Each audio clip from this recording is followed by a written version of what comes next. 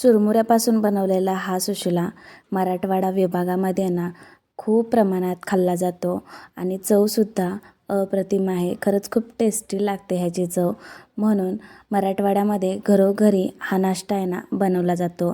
तर ह्याची इझी अशी रेसिपी मी तुमच्यासोबत शेअर करते. तर सर्वात प्रथम आपल्याला चुरमुरे लागणार आहेत आणि पाहू शकता व्हिडिओमध्ये अशा प्रकारचे चुरमुरे घ्यायचे आहेत, जेणेकरून ह्यामध्ये आपल्याला नाही का चुरमुऱ्यामध्ये पाणी भरलं पाहिजे आणि मऊ असं झालं पाहिजे पाण्यामध्ये भिजल्यानंतर. तर अशा प्रकारे चुरमुरे निवडायचे आहेत. आता त्यामध्ये मी भिजेल इथपर्यंत पाणी टाकलेलं आहे आणि पूर्ण जे हे चुरमुरे आहेत ना ते पाण्यामध्ये भिजले गेले पाहिजे.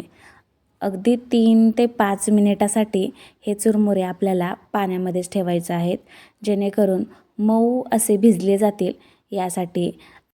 आणि आता चुरमुरेसुद्धा छान असे भिजले गेलेले आहेत.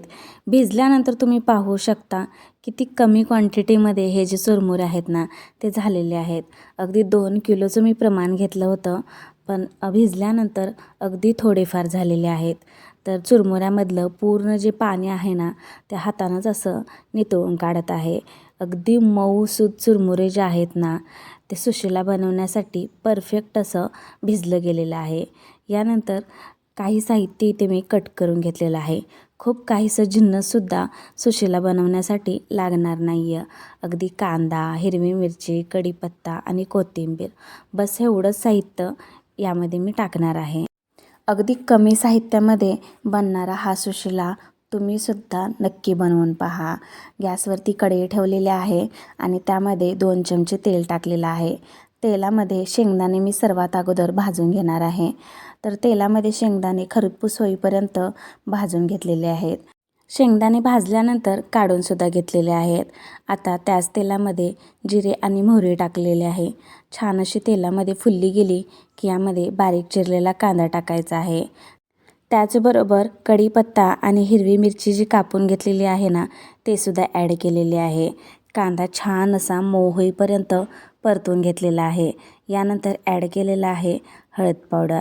हळद पावडरसुद्धा मिक्स करून घेतलेली आहे. यानंतर आता टाकूया यामध्ये भिजवलेले चुरमुरे. सर्व जे चुरमुरे आहेत ना मी ते टाकून घेते. लगेचच यामध्ये चवीनुसार मीठसुद्धा टाकून घेणार आहे. सर्व असं एकजीव करून घेऊया, जेणेकरून मीठ वगैरे सर्व सुशिलाला लागलं गेलं पाहिजे. यासाठी छान असं मिक्स करून घेऊया. तर उलटण्याच्या साहाय्यानं सर्व सुशिला आहे ना ते छान असा मिक्स करून घेत आहे. आणि तुम्ही पाहू शकता एकदम कमी साहित्यामध्ये गावाकडची चव देणारा आणि मराठवाडा विभागामध्ये ना खरंच हा जो पदार्थ आहे ना नाश्त्याचा तो खूप आवडीने खाल्ला जातो. सर्व असं सुशिलामध्ये मिक्स झाल्यानंतर टाकलेलं आहे भाजलेले शेंगदाणे, त्याचबरोबर कोथिंबीरसुद्धा टाकलेली आहे.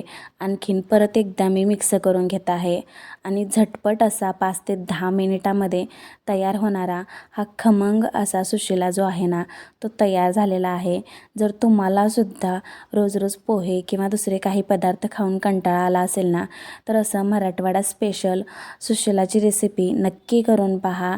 आवडल्यास लाईक करा, शेअर करा आणि आपल्या चॅनलला नक्की सबस्क्राईब करा. भेटूया पुढच्या रेसिपीसोबत. तोपर्यंत धन्यवाद.